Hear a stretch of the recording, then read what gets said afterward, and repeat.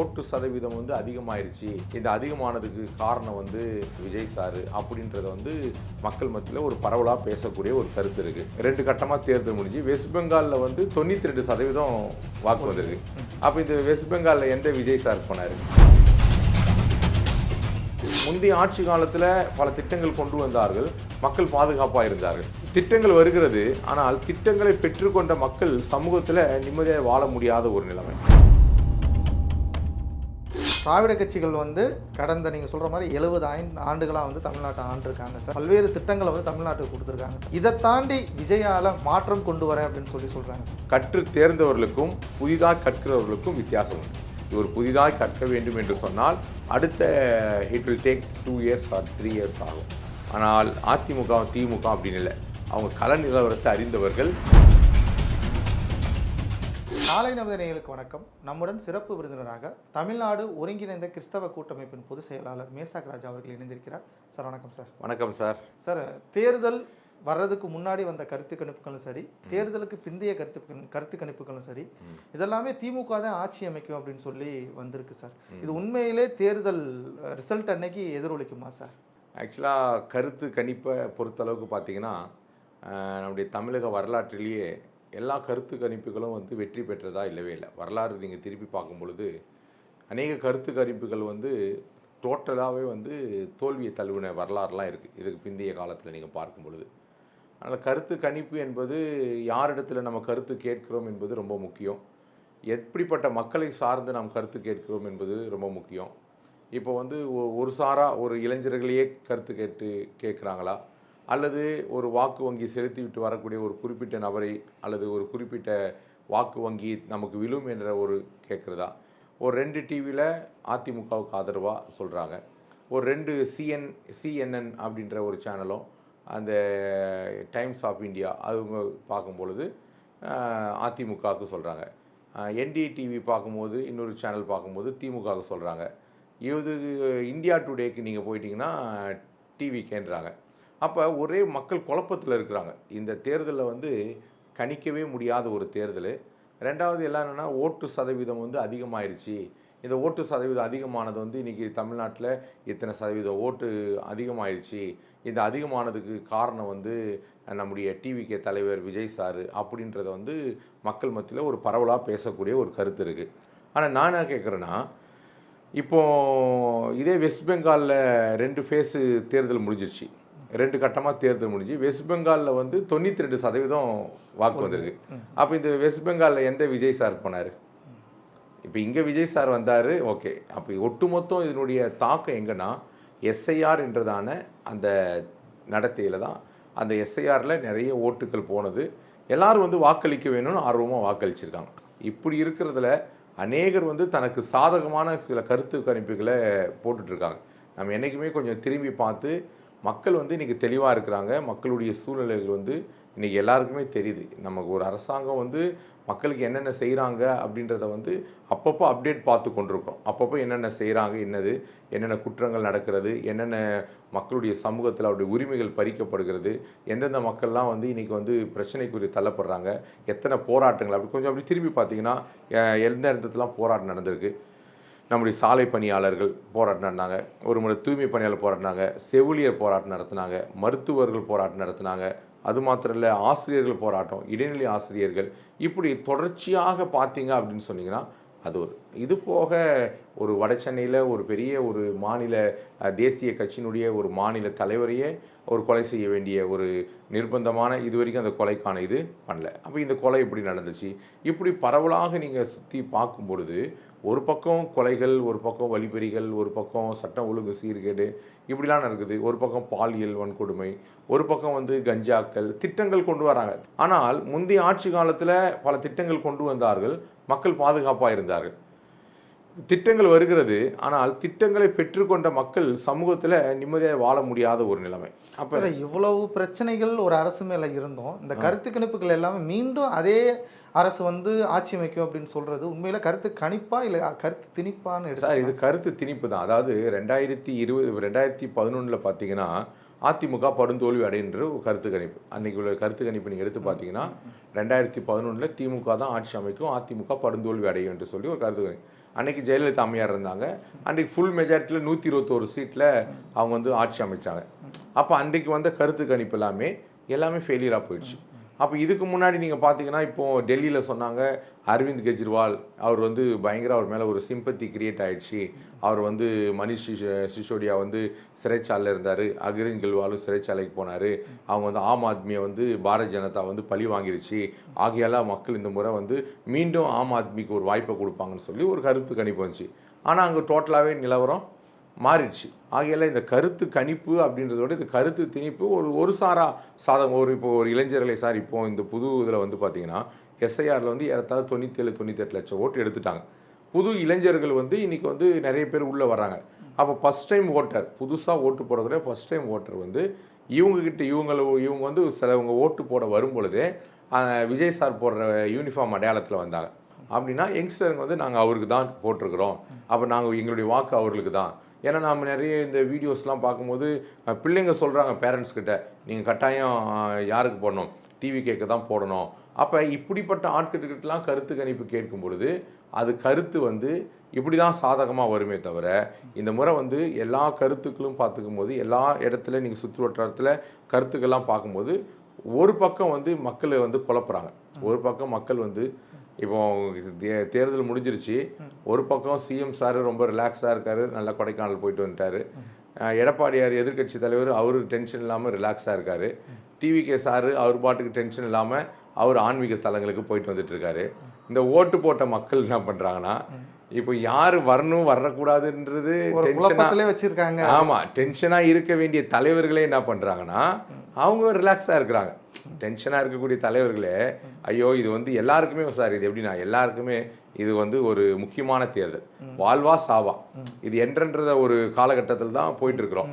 அதனால எல்லா தொகுதியிலும் நிற்கக்கூடிய எல்லா கட்சிக்காரர்களுக்குமே இந்த தேர்தல் வந்து மிக மிக முக்கியமானது. இந்த தேர்தலில் வந்து எல்லாருக்குமே வந்து ஆட்சியை பிடிக்கணுன்ற ஆசை இருக்கிறது, எல்லாருக்கும் மெஜாரிட்டி வரணுன்ற ஆசை இருக்கிறது. சிலருக்கு உள்ளுக்குள்ள பயம் இருந்தாலும் வெளியே காட்ட முடியாத ஒரு சூழ்நிலைக்குள்ள முகத்தை சிரித்து கொண்டு கூட அவங்க என்ன பண்ணுறாங்க இருக்கிறாங்க. ஆனால் ஒன்றே ஒன்று, விஜய் சாருடைய தாக்கம் இந்த முறை அதிகமாக இருக்கும் என்று சொல்லி பரவலாக பேசக்கூடிய ஒரு கருத்து தான். ஆனால் விஜய் சாருடைய தாக்கங்கள் இருந்தாலும் அது வந்து திமுகவையும் அதிமுகவையும் அது பாதிக்காது. ஆனால் திமுகவுக்கு அங்கீகாரம் இருக்கக்கூடிய ஓட்டு போடக்கூடியவர்கள் திமுகவுக்கு தான் போடுவார்கள், அதிமுகவுக்கு போடக்கூடியவர்கள் அதிமுகவுக்கு தான் போடுவார்கள். இந்த ரெண்டு பேருமே அவங்க பார்க்கக்கூடியது வந்து ரெட்டலையும் சூரியனையும் பார்க்குறாங்க. ஏற்கனவே இது வந்து ஆண்ட கட்சி, 70 ஆண்டுகளுக்கு மேலே 50 ஆண்டுகளுக்கு மேலே ஒரு ஆண்ட கட்சி. இது ஒட்டுமொத்த மக்கள் 5 ஆண்டு ஆட்சியை பார்த்தார்கள், எதிர்கட்சியினுடைய நிலைப்பாட்டை பார்த்தார்கள், புதிதாக வருகை தந்த கடந்த 3 ஆண்டுகளில் தாவேகாவுடைய நிலைப்பாட்டை பார்த்தார்கள்.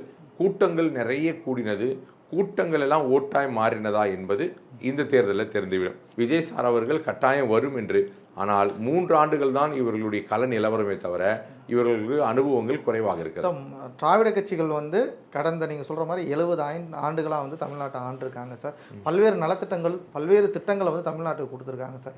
இதை தாண்டி விஜயால் மாற்றம் கொண்டு வரேன் அப்படின்னு சொல்கிறாங்க சார். உண்மையிலே தமிழ்நாடு ஒரு மாற்றத்துக்கு தயாராகிருச்சுன்னு எடுத்துக்கலாமா? அதாவது சார் பொருள் பரவலாகவே என்ன மக்களுடைய நிலைமை அப்படின்னா, இப்போ என்னை பொறுத்தளவுக்கு நான் கொஞ்சம் பேர்கிட்ட சர்வே பண்ணும்போது அவங்க என்ன சொல்கிறாங்கன்னா ஒரு மாற்றம் வரட்டும் அப்படின்ற மாதிரி. ஆனால் ஒரு சில சம் பீப்புள் என்ன சொல்கிறாங்கன்னா, ஒரு 40% பீப்புள் என்ன சொல்கிறாங்கன்னா, இவங்க நல்லா ஆட்சி செஞ்சுட்டு தானே இருக்கிறாங்க, ஏன் ஏற்கனவே அதிமுக நல்லா தானே செஞ்சாங்க, இவங்க செஞ்சு தானே, இப்போ இவங்க இவ்வளோ நிர்வாகத்தில் அனுபவம் உள்ள அமைச்சரவையில் இவங்களாலேயே சரியாக அதை செய்ய முடியலன்னா புதிதாய் வந்து இவர் கற்றுக்கொண்டு செய்ய வேண்டும். இவர்கள் ஆல்ரெடி கற்று தேர்ந்தவர்கள், வருகிறவர் கற்க வேண்டும். கற்று தேர்ந்தவர்களுக்கும் புதிதாக கற்கிறவர்களுக்கும் வித்தியாசம் உண்டு. இவர் புதிதாக கற்க வேண்டும் என்று சொன்னால் அடுத்த it will take 2 years or 3 years ஆகும். அப்போ இன்னும் 3 வருஷம் 4 வருஷத்துக்கு தான் கள நிலவரமே தெரியும். ஆனால் அதிமுக திமுக அப்படின்னு இல்லை, அவங்க கள நிலவரத்தை அறிந்தவர்கள். எடப்பாடியார் 234 தொகுதிகளுக்கும் போக வேண்டும் என்று சொல்லி அவர்கள் தமிழகத்தை மீட்போம், மக்களை காப்போம் என்ற ஒரு பெரிய விதமான ஒரு எல்லா மக்களையும் சந்தித்தார். கள நிலவரத்தை கேட்டார். அங்கே இருக்கிற லோக்கல் பாலிடிக்ஸ்னோட நிலைமை அல்லது கட்சிக்குள்ளே என்னென்ன பிரச்சனை இருக்குது, ஏன்னா மக்களை நேரடியாக சந்திக்கக்கூடிய ஒரு வாய்ப்பு அவருக்கு கிடைத்தது.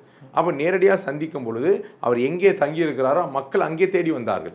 அங்கே தேடி வரும்பொழுது அந்த மாவட்டத்தினுடைய குறை நிறைகள், அந்த மாவட்ட அமைச்சருடைய பிரச்சனை என்ன, அந்த மாவட்ட செயலாளருடைய பிரச்சனை என்பதை உடனுக்குடன் தெரிந்து கொள்ளக்கூடிய ஒரு நிலைமை அங்கே பார்க்க முடியுது. ஆனால் திராவிட முன்னேற்ற கழகம் அப்படிப்பட்ட கள நிலவரத்தில் அவங்க கிரவுண்ட் லெவலுக்கு போகல. அவங்க போய் மக்களாக என்ன பண்ணல, பொதுக்கூட்டங்கள் போனார்களே தவிர கடைசி தேர்தல் அறிவித்த பிறகு அவர்கள் போய் தேர்தல் பிரச்சாரம் செய்தார்கள். ஆனால் எடப்பாடியார் அவர்கள் கடந்த 3-4 மாதத்துக்கு முன்பதாகவே இதை ஆரம்பித்து விட்டார்கள். இப்போ எல்லா இடமும் சுற்றுப்பயணம் செய்து அவர் முடித்து விட்டார். முடித்து இப்பொழுது ஓய்வில் இருக்கிறார். அவருக்கு நிச்சயமாக ஒரு வாய்ப்பு உண்டு. மக்கள் கட்டாயம் அவருக்கு ஒரு வாய்ப்பு அளிப்பார்கள். ஏனென்று சொன்னால் அவர் இருந்த காலங்களில் அவர் கொண்டு வந்த திட்டங்கள் ஒன்றுமே வேண்டாம். 11 மருத்துவக் கல்லூரி 4 ஆண்டுகள் 2 மாதத்தில் இன்றைக்கி வருஷத்துக்கு 700 சில்லற பிள்ளைங்க அரசு பள்ளியில் படிக்கிற பிள்ளைகள், 700 சில்லற பிள்ளைகள்.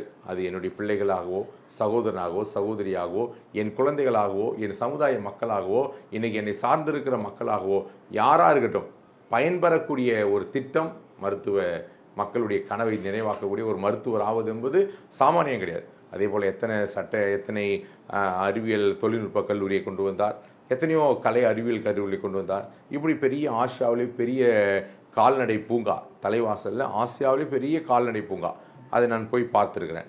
அவ்வளோ பெரிய அது இப்போ ஸ்டாப் பண்ணி வச்சுருக்கிறாங்க.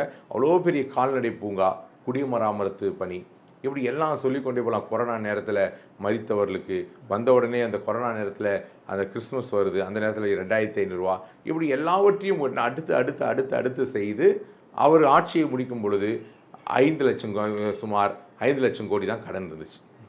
ஆனால் அடுத்த 5 ஆண்டுகளில் இது 10 லட்சமாக உயர்கிறது. அப்போ இது வரைக்கும் நம்முடைய சுதந்திர இந்தியா சுதந்திரம் பெற்று 70 ஆண்டுகளுக்கு மேலே ஆனது. இந்த 70 ஆண்டுகளில் இந்த 5 ஆண்டு போல கடன் சுமை வரவே இல்லை. இந்த கடன் சுமை யார் மேல் விழும்? சாமானியனாகி உங்கள் மேல் என் மேலே வரியை செலுத்துவார்கள், வரியை சுமத்துவார்கள். வரி மூலியமாக இந்த பணம் மீண்டும் அரசனுடைய கஜானாக்கு தான் செல்லுமே தவிர இதனால் நமக்கு எந்த விதமான பிரயோஜனம் இல்லை. நாம் ஒவ்வொரு நாளும் இதனால் என்ன பண்ணோம், பாதிக்கப்பட்டு தான் இருக்கிறோம். அதனால் மக்கள் தெளிவாக இருக்கிறாங்க. ஒரு முறை கட்டாயம் மாற்றத்தை எதிர்நோக்கி இருக்கிறாங்க. சார், இப்போ வைரலாக ஒரு 2-3 நாளாகவே ஒரு வைரலாக மினிஸ்டர்ஸ், ஸோ தாவேக்கால இருந்து மினிஸ்டர்ஸ் போட்டு இவங்க மினிஸ்டர்னு ஒரு போஸ்ட் ஒன்று வைரல் ஆகிட்டு இருக்கு சார். இது உண்மையிலே அவங்க ஆட்சி அமைச்சிருவாங்கன்னு நினச்சி வைரல் பண்ணுறாங்களா சார்? அதாவது எல்லாருக்கும் ஒரு நம்பிக்கை தான் சார், எல்லாருக்குமே. இப்போ பார்த்தீங்கன்னா நம்முடைய சிஎம் சார் அவர்கள் கொடைக்கானலில் இருந்தபோது சில அமைச்சர்கள் நேரில் போய் சந்தித்தார்கள். அப்பொழுது திமுகவின் அமைச்சர் பட்டியல் தயாராகிறது. அதே போல் தேர்தல் முடிந்த பிறகு அதிமுக பொதுச் செயலாளரை அதிமுகவுடைய மூத்த முன்னோடிகள் சந்தித்து பேசி ஆலோசனை செய்கிறார் என்று தேர்தல் முடிந்த மறுநாள் ஒரு கருத்து பேசப்பட்டது பரவலாய். அப்போ நல்லா கவனிங்க, போட்டிக்கு வந்திருக்கிற எல்லாருடைய நோக்கமும் என்னென்னா வெற்றி பெற வேண்டும். கோல் நம்ம தான் அடிச்சிருக்கணும். அதாவது அவங்க வந்து புவர் கேண்டிடேட்டாக இருந்தாலும் ஒருவேளை அந்த களத்துக்குள்ளே வந்த பிறகு அங்கே வந்து புவரோ ஏழையோ அப்படி இல்லை, எல்லாருக்கும் ஒரு நம்பிக்கை என்னென்னா வெற்றி தோல்வி என்பது மனிதனுக்கு சகஜம். தோல்வி ஒரு மனிதனுடைய வாழ்க்கையை வெற்றி கொண்டு வரும். ஆனால் இந்த தேர்தலில் வாழ்வா சாவா, இது ஒரு டாயம் ஒரு தமிழ்நாட்டினுடைய ஒரு மாற்றத்துக்கான தேர்தல், தமிழ்நாட்டை தலைகீழாக மாற்றி அமைக்கக்கூடிய ஒரு தேர்தல். இரவும் பகலும் எல்லாம் உழைச்சிருக்காங்க, பணங்களை செலவு செஞ்சுருக்காங்க, ஒரு மக்களுக்காக களத்தில் நிற்க வந்திருக்கிறாங்க. இப்போ கடந்த நாட்களில் கூட ஒரு செய்தி கேள்விப்பட்டேன். நம்முடைய திண்டுக்கல் சீனிவாசன் சார் அவர்கள் இந்த வெயில்னால் அதிகமாக அலைந்து அவருடைய சரீர சுகவீனமாகி மருத்துவமனையில், இதே போல் நிறைய பேர் நம்முடைய அக்கா வானதி சீனிவாசன் அவர்கள் யாராக இருக்கட்டும், இந்த வெயிலில் இவங்க வந்து இப்போ போட்ட எஃபெக்ட் இந்த 20 நாளில் இவர்கள் வந்து உழைத்த உழைப்பு என்பது சாமானியமானதில்லை. இரவில் 10 மணி நேரம் 8 மணி நேரம் 6 மணி நேரம் தூங்கக்கூடிய இடத்துல சுமார் 2 மணி நேரம் கண்ணை மூடி ட்ராவலில் போய் வர்ற இடத்துல தூங்கிட்டு வந்திருக்கிற கேண்டிடேட்லாம் இருக்கிறாங்க. அவங்களுடைய ஒரே லக்கு என்னென்னா வெற்றி பெற வேண்டும். அப்போ அந்த இலக்கு வந்து எல்லா வேட்பாளருக்குமே இருக்கும். அவன் இந்த 234 118 எம்எல்ஏக்கள் தேவைப்படுது என்றால் 110 எம்எல்ஏக்கள் ஜெயித்தாக வேண்டும். அது 118 எம்எல்ஏக்கள் ஜெயிக்க வேண்டும் என்று சொன்னால் எல்லாருக்கும் ஒரு எதிர்பார்ப்பு உண்டு. இது டோட்டல் பரவலாகவே இது வந்து ஒரு பெரிய குழப்பத்துக்கான ஒரு தேர்தலாக இருக்குது சார். இது எப்போவுமே நம்ம தமிழ்நாடு இப்படிப்பட்ட ஒரு நிலைமையை சந்தித்ததே கிடையாது. தமிழ்நாடு இந்த முறை சந்தித்து இருக்கிறது ஒரு பெரிய சவால் நிறைந்த ஒரு தேர்தலாக இருக்குது. இந்த தேர்தலில் அடுத்த ஒரு 3 நாட்களில் நிச்சயமாக மக்களுக்கு இது எது வரணும் வரக்கூடாது என்பதை அழகாய் புரிந்து கொள்வார்கள். சார் இப்போ வந்து மு.க. ஸ்டாலின் சார் சொல்கிறாரு வந்து 200 தொகுதி ஜெயிப்போம் அப்படிங்கிறாரு. எடப்பாடி பழனிசாமி என்ன சொல்கிறாருன்னா நாங்கள் ஒரு 210 தொகுதி ஜெயிப்போம் அப்படிங்கிறாரு. இன்னைக்கு தாவேக்கழகக்கூடிய செங்கோட்டையன் சொல்லுகிறார் 200 தொகுதி. ஸோ எல்லாருமே நீங்கள் சொல்கிற மாதிரி 200 தொகுதி ஜெயிப்போம் அப்படின்னு சொன்னால் உண்மையிலே இந்த களம் யாருக்கு சாதகமாக இது முறை இருந்துச்சு, இப்போ யாருக்கு சாதகமாக மாறும் சார்? ஒரு உதாரணம், எல்லாருமே மொத்தம் இருக்கிறதே 234 தொகுதி தான். 234 தொகுதியில் எல்லாருமே 200 சொல்கிறாங்க. அது அவருடைய நம்பிக்கை. இப்போ ஒரு தேர்வு எழுத போன, உதாரணத்துக்கு சொல்கிறேன், ஒரு தேர்வு எழுத போன மாணவன் 10th 12th வெளியில் நீங்கள் வரும்போது எப்படி எழுதுனா நல்லா எழுதுனு தான் சொல்லுவான். ரெண்டாவது அவங்கக்கிட்ட என்ன மார்க் எடுப்பேன்னா நான் 400 கிராஸ் பண்ணிடுவேன்னுவான். அடுத்த மாணவன் வருவான், அவன்கிட்ட என்னென்னா அவன் சொல்லுவான் நான் 410 கிராஸ் பண்ணிடுவேன்.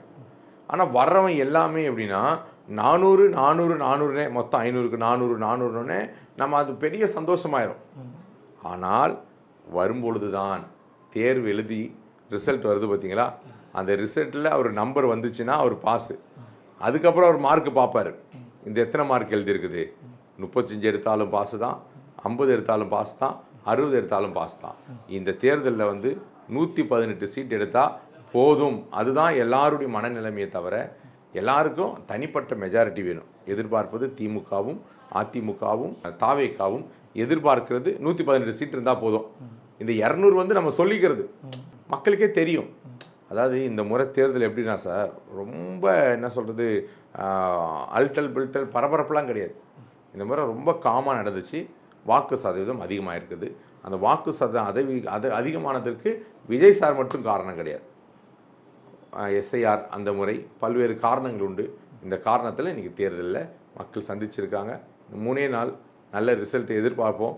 கடவுளுக்கு சித்தமானது, கடவுள் யாரை மீண்டும் தமிழகத்தில் ஆட்சி அமைக்க வேண்டும் என்று தேவன் கடவுள் சித்தம் வைத்திருக்கிறாரோ அந்த நபரை கடவுள் நிச்சயம் கொண்டு வருவார்.